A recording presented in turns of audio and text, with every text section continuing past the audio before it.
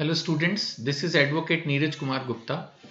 इस वीडियो में relating to tort law हम स्टडी करेंगे कि टॉर्ट में कंपेंसेशन के लिए जो कोर्ट केस है वो कौन फाइल कर सकता है। आप बोलोगे सर ये क्या बात हुई, जिसको प्रॉब्लम हुई वही फाइल करेगा। बिल्कुल ठीक है। अब हम पढ़ चुके हैं ट्रेसपास। ट्रेसपास में हमने पढ़ा असॉल्ट, बैटरी, यानी अगर आपने किसी को धमकाया तो वो केस फाइल करेगा, किसी को मारा तो वो फाइल करेगा। ट्रेसपास में प्रॉपर्टी में कोई घुस गया तो जिसकी प्रॉपर्टी में घुस गया वो फाइल करेगा। डिफेमेशन एक टॉर्ट है, किसी की बेइज्जती कर दिया, अपमान कर दिया तो वो केस फाइल करेगा। नेग्लिजेंस, आप माना गाड़ी ठीक से नहीं चला रहे थे, कहीं रॉन्ग पार्किंग कर दी या कुछ भी, तो जिसको उससे प्रॉब्लम हुई वो केस फाइल करेगा। न्यूसेंस, आपने शोर मचाया, कुछ भी इस तरह की बदतमीजी की, तो जिसको प्रॉब्लम हुई वो केस फाइल करेगा। तो आम तौर पर तो जिसको प्रॉब्लम है वही केस फाइल करेगा।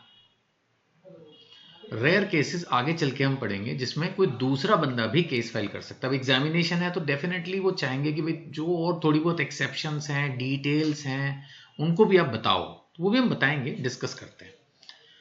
सो अभी फिलहाल ये है कि only the person whose legal right has been violated. एक लाइन में अगर ये सपोज 1 मार्क क्वेश्चन आता नहीं है, यूनिवर्सिटीज में यूजली 1 मार्क क्वेश्चन, बट अगर 1 मार्क क्वेश्चन हो मान लो, तो आंसर क्या बनेगा? आंसर ये बनेगा only the person whose legal right has been violated, only he can sue. ये नहीं कि कोई भी मुंह उठाएगा और केस फाइल कर देगा कि चलो भाई कंपेंसेशन मिल रहा है, भंडारा नहीं बट रहा। नाउ यही बात जनरल रूल करके दोबारा से लिखती है।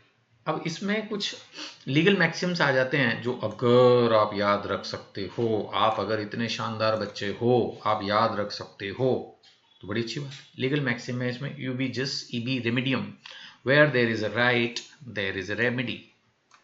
अब जिसके पास कोई राइट है और वो राइट किसी ने वायलेट किया तो रेमेडी भी है, आप कोर्ट में जाइए, उसको रोकिए और कंपेंसेशन लीजिए, राइट। अब एशबी वर्सेस वाइट, ये इतना इंपॉर्टेंट केस है। मैं हमेशा बोलता हूँ कि टॉट के एग्जाम में अगर टॉप 10 केसेस आएंगे इंपॉर्टेंट, जो एग्जाम में लिखने घुमा फिरा के कहीं ना कहीं घुस ही जाते हैं, क्योंकि किसी भी यूनिवर्सिटी के एग्जाम में 10-12 क्वेश्चन तो लिखने ही होते हैं ना, तो कहीं ना कहीं ये एसबी वर्सेस वाइट, इस तरह के जो इंपॉर्टेंट केसेस हैं, मैंने पहले भी बताए टॉप 10, तो ये आपको याद रखना है। इसमें एक बंदे को वोट करने नहीं दिया, उसको एज सच कोई फाइनेंशियल लॉस नहीं हुआ, लेकिन लीगल राइट उसका वायलेट हुआ, तो उसको कंपेंसेशन के लिए एलिजिबिलिटी बनी, तो he can file a court case. That is the point. अब एक्सेप्शंस है कि कब ऐसा होगा कि जो मैं पढ़ा रहा हूं इतनी देर से कि जिसका राइट अफेक्ट हुआ वही केस करे। तो एक्सेप्शन है लीगल रिप्रेजेंटेटिव्स का। अगर मान लेते हैं कोई आदमी मर गया, तो अगर बहुत ही पर्सनल नेचर का मैटर था, मैं पहले वो बता देता हूं, ठीक है ना, जैसे डेफमेशन, असॉल्ट, अब इस तरह के मैटर्स में तो अगर बंदा मर गया तो उसका केस भी खत्म ही हो गया करीब करीब, समझो। लेकिन अदरवाइज अब मान लेते हैं कि किसी प्रॉपर्टी को किसी ने कब्जा किया हुआ है, ट्रेसपास टॉर्ट है। अब जिसकी प्रॉपर्टी पे कब्जा किया हुआ है, मान लेते हैं कि वो मर गया, तो क्या केस खत्म हो जाएगा? नहीं, फिर उसके बच्चे आगे लड़ेंगे ना। इन जनरल भी मान लेते हैं बैटरी थी, सपोज किसी बंदे ने किसी दूसरे बंदे को मारा और वो इतना मारा कि वो धीरे धीरे बीमार होकर मर ही गया, तो क्या उसके बच्चे उसके मरने के बाद केस कंटिन्यू नहीं करेंगे? जो भी उसके फैमिली मेंबर्स, लीगल रिप्रेजेंटेटिव्स हैं। सो रूटीन में तो जिसको प्रॉब्लम आती है वही कोर्ट केस कंटिन्यू करता है, लेकिन एक्सेप्शंस तो हो ही सकते हैं ना, लीगल रिप्रेजेंटेटिव्स वाली। अब यहां पर एक केस है, इसको ध्यान से देखिए, वेरी इंपॉर्टेंट नहीं है, इंपॉर्टेंट है, हेम्ब्रूक वर्सेस स्टोक्स ब्रदर्स का। इसमें मेंटल शॉक की बात कर रहे हैं।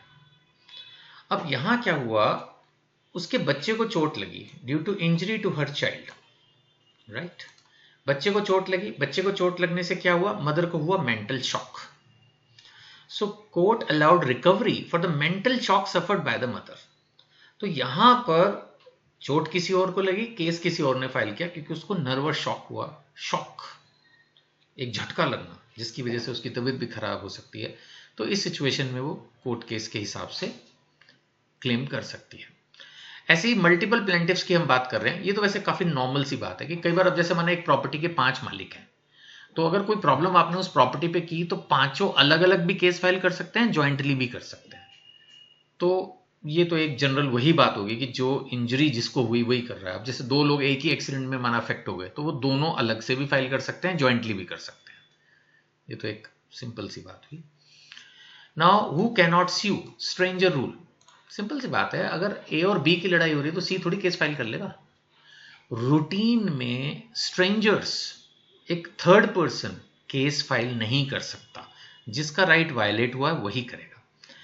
बट फिर भी इस रूल की भी एक्सेप्शन होती है कि स्ट्रेंजर कब कर सकता है।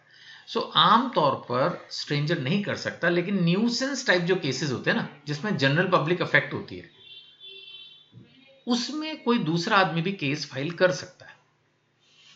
और ये भी होता है ना, कई बार जिसके अगेंस्ट न्यूसेंस हो रही है, मान लेते हैं वो गरीब आदमी है, वो एक एनजीओ सामने आगे आती है और वो ये क्लेम करती है कि ये जो गरीब आदमी है तो केस फाइल ही नहीं कर पाएगा, इसके राइट्स को प्रोटेक्ट करने के लिए ही हमने एनजीओ बनाई है इस तरह के मैटर्स में, तो वो फिर नेचुरली उसके बिहाफ पर कर सकते हैं।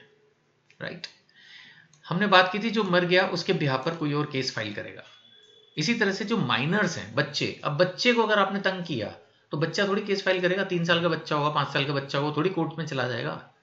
तो माइनर्स के बिहाफ पर कोई और केस फाइल करेगा। इसी तरह से अगर कोई पागल है, पर्सन्स ऑफ अनसाउंड माइंड, वो नहीं समझता चीजों को और कोई उसको तंग कर रहा है, टॉर्ट लॉ में, किसी भी में सारी चीजें आपको पता ही हैं, उसमें भी कोई लीगल रिप्रेजेंटेटिव उसके बिहाफ पर केस फाइल कर सकता है। कॉर्पोरेशंस एंड लीगल पर्संस, बिल्कुल, कंपनी का भी तो डेफेमेशन हो सकता है, कंपनी की प्रॉपर्टी हो सकती है। कंपनी में असॉल्ट बैटरी नहीं हो सकती, वो उसके डायरेक्टर की होगी। कंपनी कोई पर्सन तो है नहीं, आर्टिफिशियल पर्सन है, तो कंपनी में असॉल्ट बैटरी नहीं होगा, लेकिन कंपनी की प्रॉपर्टी तो हो सकती है जिसमें कोई घुस जाए। कंपनी की डेफेमेशन तो हो सकती है, किसी की नेग्लिजेंस से कंपनी को नुकसान हो, ये तो हो ही सकता है। सो आई मीन कंपनी को भी, partnership firms, companies, societies, trust, इन लोगों को भी टॉर्ट लॉ यूज करना अलाउड है, कोई प्रॉब्लम नहीं है। इसके बारे में केस लॉ भी है, Daimler company limited versus continental tyre company. इसमें कोर्ट ने कहा बिल्कुल लीगल पर्सनैलिटी रिकग्नाइज्ड है, कंपनी भी स्यू कर सकती है, कंपनी पर भी कोई केस कर सकता है। Next is assignment of right to स्यू।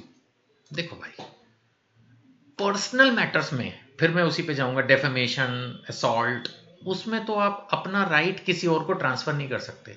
लेकिन जहां रुपए पैसे का मामला है, प्रॉपर्टी का मामला है, वहां पर आप अपना राइट दूसरे के फेवर में भी ट्रांसफर कर सकते हो कि चलो अब ये प्रॉपर्टी मैंने इसको बेच दी, अब ये इस केस को कंटिन्यू करेगा, या मेरे को इतने पैसे लेने थे, अब मैंने इससे ले लिया, अब आगे का ये इसको कंटिन्यू करेगा। जैसे बैंक के लोन वगैरह का कोई मैटर हो, कुछ एकदम से मेरे दिमाग में नहीं आ रहा, I mean financial property related matters में आप किसी दूसरे को भी ऑथराइज कर सकते हो कि वो आपके बिहाफ पर केस को कंटिन्यू करे। तो आप अपना राइट असाइन कर सकते हो, माने ट्रांसफर कर सकते हो, किसी दूसरे को फॉरवर्ड कर दिया अपना राइट, और फिर वो उस केस को लड़ेगा या कंटिन्यू करेगा, that is possible. Importance of the rule बिल्कुल है जी। अगर ऐसा ना हो कि जिसको प्रॉब्लम हो सिर्फ उसी को अलाउड हो, तो फिर तो कोई भी किसी पे केस करता रहेगा बैठे बैठे कि आपने जी, मैंने देखा मोहल्ले में आपने फलाना बंदे की बेइज्जती कर दी, मेरे को तो बड़ा बुरा लगा। अरे ऐसे तो फिर बड़ी ही मुश्किल हो जाएगी। तो इसलिए रूटीन में ये कानून ठीक है कि जिसको प्रॉब्लम होगी वही केस फाइल करेगा। कुछ जनरल जेन्युइन एक्सेप्शन हमने डिस्कस कर ली, वो अलाउड भी कर दी गई, ठीक है ना। सो इतना ही है इस क्वेश्चन में, और फिर भी कोई डाउट हो, ऑलवेज मैं आपको अपने नंबर्स दिखाई देता हूं लास्ट में, वीडियो के एंड में। आप इन नंबर्स पे मुझे कांटेक्ट कर सकते हैं। यूट्यूब पर आप वीडियो देख रहे हैं तो वहां कमेंट पास कर सकते हैं, मैं आपको वीडियो पर जो कमेंट होगा उसमें क्वेश्चन होगा उसका आंसर दे दूंगा। व्हाट्सएप चैनल है मेरा एनजीपीए लॉ कॉलेज नाम से, उसको आप फॉलो करें। अगर लिंक नहीं मिल रहा तो जो नंबर्स दिए उनसे लिंक ले लें, उसमें मैं latest amendments, latest university announcements and बहुत सारे प्रैक्टिकल टिप्स देता रहता हूँ। हिंदी इंग्लिश में मेरी बुक है, आप खरीदना चाहें उसके लिए संपर्क कर सकते हैं, और फेस टू फेस क्लासेस के लिए भी रजिस्ट्रेशन करवा सकते हैं। Thank you.